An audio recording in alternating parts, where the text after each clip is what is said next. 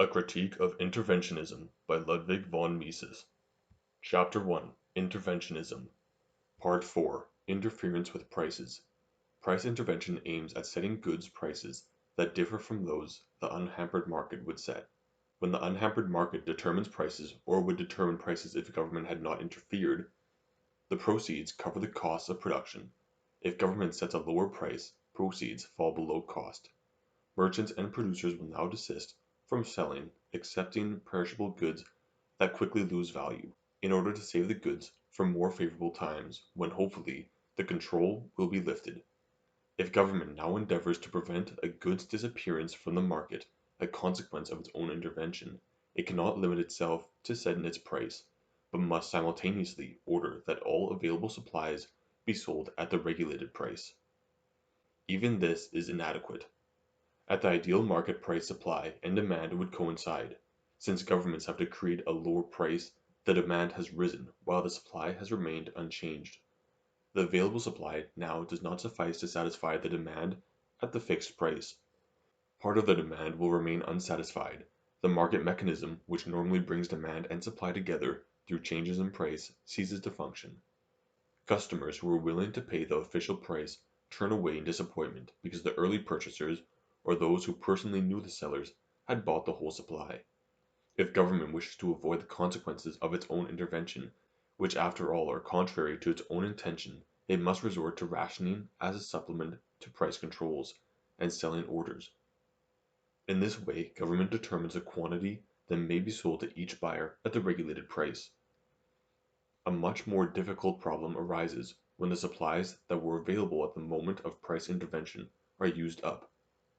Since production is no longer profitable at the regulated price, it is curtailed or even halted. If government would like production to continue, it must force the producers to continue, and it must also control the prices of raw materials, semi-finished products, and wages. But such controls must not be limited to a few industries which government meant to control because their products are believed to be especially important. The controls must encompass all branches of production, the prices of all goods and all wages, and the economic actions of all entrepreneurs, capitalists, landowners, and workers.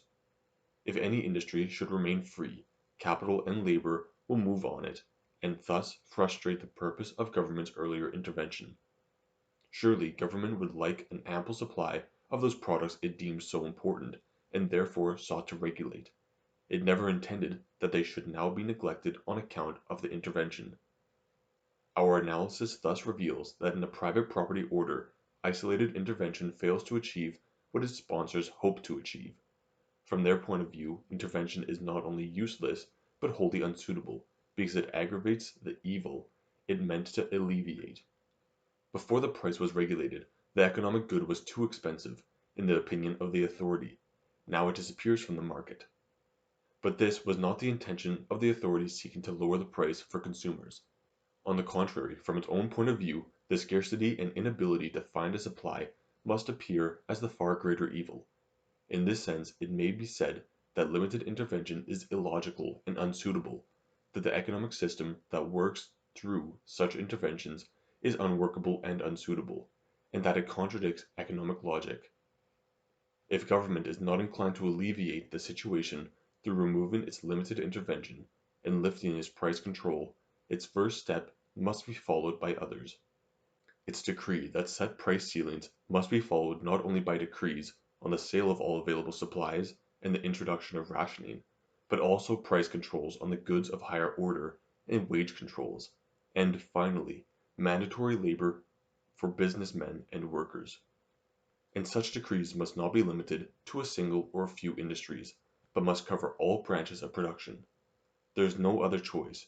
Government either abstains from limited interference with the market forces, or it assumes total control over production and distribution.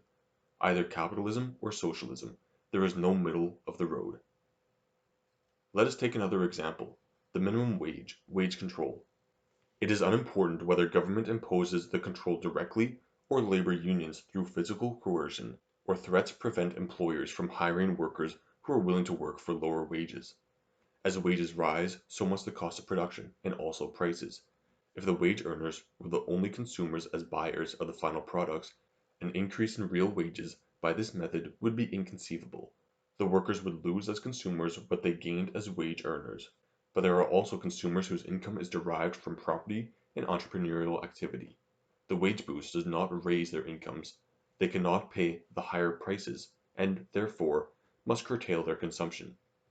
The decline in demand leads to dismissal of workers. If the labor union coercion were ineffective, the unemployed would exert a labor market pressure that would reduce the artificially raised wages to the natural market rate. But this escape has been closed. Unemployment, a friction phenomenon that soon disappears in an unhampered market order, becomes a permanent institution in interventionism. As government did not mean to create such a condition, it must intervene again. It forces employers either to reinstate the unemployed workers and pay the fixed rate, or to pay taxes that compensate the unemployed. Such a burden consumes the owner's income, or at least reduces it greatly. It is even conceivable that the entrepreneur's and owner's income no longer can carry this burden, but that it must be paid out of capital. But if non-labor income is consumed by such burdens, we realize that it must lead to capital consumption. Capitalists and entrepreneurs, too, want to consume and live, even when they are earning no incomes. They will consume capital. Therefore, it is unsuitable and illogical to deprive entrepreneurs, capitalists, and landowners of their incomes and leave control over the means of production in their hands. Obviously, the consumption of capital, in the end, reduces wages. If the market wage structure is unacceptable, the whole private property order must be abolished. Wage controls can raise rates only temporarily, and only at the price of future wage reductions. The problem of wage controls is of such great importance today that we must analyze it in yet another way, taking into consideration the international exchange of goods. Let us suppose that economic goods are exchanged between two countries, Atlantis and Thule. Atlantis supplies industrial products, Thule agricultural products. Under the influence of Friedrich List, Thule now deems it necessary to build its own industry by way of protective tariffs. The final outcome of Thule's industrialization program can be no other than that fewer industrial products are imported from Atlantis, and fewer agricultural products exported to Atlantis. Both countries now satisfy their wants to a greater degree from domestic production, which leaves the social product smaller than it used to be because production conditions are now less favorable. This may be explained as follows. In reaction to the import duties in Thule, the Atlantean industry lowers its wages, but it is impossible to offset the whole tariff burden through lower wages. When wages begin to fall, it becomes profitable to expand the production of raw materials. On the other hand, the reduction in the Thulean sales of agricultural products to Atlantis tends to lower wages in the Thulean raw material production, which will afford the Thulean industry the opportunity to compete with the Atlantean industry through lower labor costs. It is obvious that in addition to the declining capital return of industry in Atlantis and the declining land rent in Thule, wage rates in both countries must fall. The decline in income corresponds to the declining social product. But Atlantis is a social country. Labor unions prevent a reduction in wage rates. Production costs of Atlantean industry remain at the old pre-import duty levels. As sales in Thule decline, Atlantean industry must discharge some workers. Unemployment compensation prevents the flow of unemployed labor to agriculture. Unemployment thus becomes a permanent institution. The exportation of coal from Great Britain has declined, inasmuch as the unneeded miners cannot immigrate, because other countries do not want them. They must move to those British industries that are now expanding in order to compensate for the smaller imports that follow the decline in exports.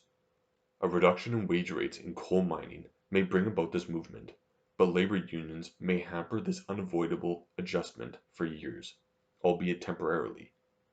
In the end, the decline in the international division of labor must bring about a reduction in standards of living, and this reduction must be all the greater, the more capital has been consumed through social intervention.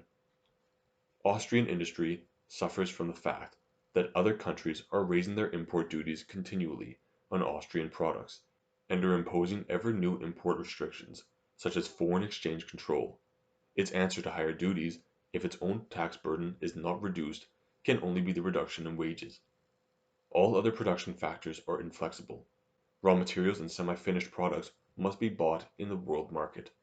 Entrepreneurial profits and interest rates must correspond to world market conditions, as more foreign capital is invested in Austria than Austrian capital is invested abroad. Only wage rates are determined nationally, because emigration by Austrian workers is largely prevented by social policies abroad. Only wage rates can fall. Policies that support wages at artificially high rates and grant unemployment compensation only create unemployment. It is absurd to demand that European wages must be raised because wages are higher in the US than in Europe. If the immigration barriers to the US, Australia, etc. would be removed, European workers could emigrate, which would gradually lead to an international equalization of wage rates. The permanent unemployment of hundreds of thousands and millions of people on the one hand, and the consumption of capital on the other hand, are each consequences of interventionism's artificial raising of wage rates by labor unions and unemployment compensation.